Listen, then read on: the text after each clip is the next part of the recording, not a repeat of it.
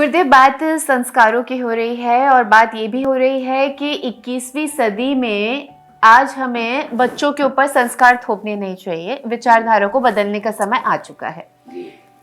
गुरुदेव, ये तो हमने अब तक समझ लिया कि क्यों बदलने का समय आ चुका है, लेकिन यहाँ पर एक प्रश्न ये उठता है कि नए समय में कैसे अनुकूल और सम्यक संस्कार बनाए जाएं? अब इस प्रश्न का उत्तर हम कैसे अपने दर्शकों को दें? आज हम संस्कारों की परिभाषा फिर किसे दें? वास्तव में जब हम संस्कार डालने की बात करते हैं, संस्कारित करने की बात करते हैं, तो इसका अर्थ होता है कि हम बच्चे को एक विशेष सांचे में ढालकर एक विशेष प्रकार का व्यक्ति होने के लिए विवश करना चाहते हैं। मैं इसके सख्त खिलाफ हूं। मैंने कहा हमारा सिर्फ एक उद्देश्य होना चाहिए संस्कारिकता के जार से बचने के लिए कि हम बच्चे को स्वयं वह जिन संभावनाओं के लिए निर्मित किया गया है उसे बेशर्त विकसित होने का अवसर उपलब्ध कराएं। इसके लिए दो चीज़ें मैं आवश्यक समझता हूँ। पहली चीज़ है कि हम अपने विचारों को बच्चों के ऊपर थोपे नहीं। हम उन्हें उन बातों को बिल्कुल ना समझाएं जिन्हें हम जानते नहीं। जो अनुभव हमने जीवन के किए हैं, जो सत्य हमारे स्वयं के अनुभूत हैं, उन सत्यों से उन्हें अवगत कराएं। तब निश्चित रूप से उनके प्राण संवेदित होंगे।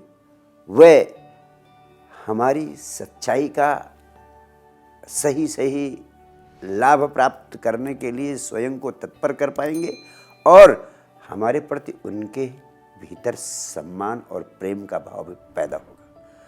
हम करते कुछ हैं, उन्हें समझाते हैं कुछ और। हम उन्हें वह करने के लिए प्रेरित करते हैं जो वे खुद देखते हैं कि हमारे भीतर नहीं है। हम उनसे कहते हैं किसी के प्रेम में नहीं पड़ना चाहिए, और बच्चे सब पता लगा लेते हैं कि हम स्वयं किसके किसके प्रेम में पड़े हुए हैं। हम कहते हैं उन्हें सिगरेट शराब नहीं पीनी चाहिए। बच्चे सब पता लगा लेते हैं कि पिताजी क्या क्या करते हैं, माताजी क्या क्या करती। तो एक ईमानदारी पूर्ण जीवन जीना और अपने जीवन के सच्चे अनुभव को उन्हें देना, और जिन चीज़ों को आपने नहीं जाना है उनको साफ साफ कहना कि आप भी उनको नहीं जानते हैं, और उन्हें प्रेरित करें कि वे अपने सत्य को स्वयं खोजें। उन्हें किसी प्रकार की बायस, किसी प्रकार की पक्षपातपूर्ण दृष्टि ना दें।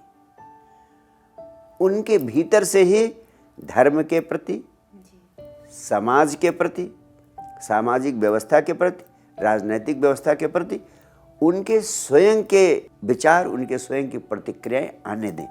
उनका स्वागत करें।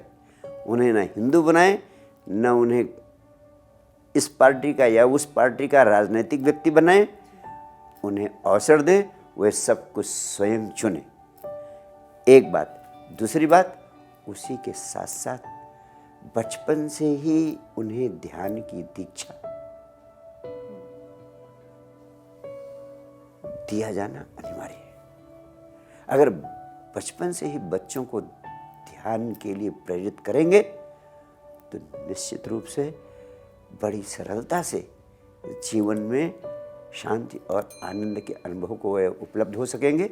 और यहीं पर मैं उससे भी गहरी बात, उससे भी गहरा सत्य आपसे कहना चाहता हूँ, सारे युवाओं से कहना चाहता हूँ कि ध्यान का अभ्यास करने वाला बच्चा निश्चित रूप से अत्यंत प्रतिभाशाली बच्चा होगा।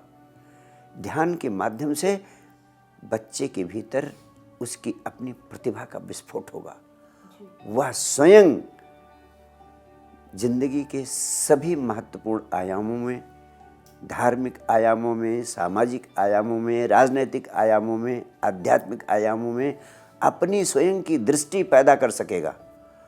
और ध्यान भीतर की आँख को खोलने का उपाय है। उसके माध्यम से बच्चा अपने जीवन को प्रतिभा, विवेक और आनंद से भर सकेगा। और यदि ऐसे बच्चे हम पैदा कर सकें तो निश्चित ही पृथ्वी पर हंसती हुई नई मनुष्यता पैदा हो सकेगी। इस प्रकार जब हम संस्कारों के बंधन से मुक्त होकर नया जीवन जीने की चेष्टा करेंगे तो हमें नए संस्कार डालने की चेष्टा नहीं करनी पड़ेगी। हम इन दो महत्वपूर्ण दृष्टियों से अगर बच्चे को विकसित करने की दिशा में सक्रिय होंगे तो निश्चित ही और अधिक सुंदर और अधिक सफल और अधिक आनंदपूर्ण मनुष्य समाज का सृजन हो सकेगा। तो आज के लिए हमारे इस विशेष कार्यक्रम शांति से क्रांति की ओर साक्षी श्री के साथ में बस इतना ही। और आप जुड़े रहिए साइंस डिवाइन फाउंडेशन के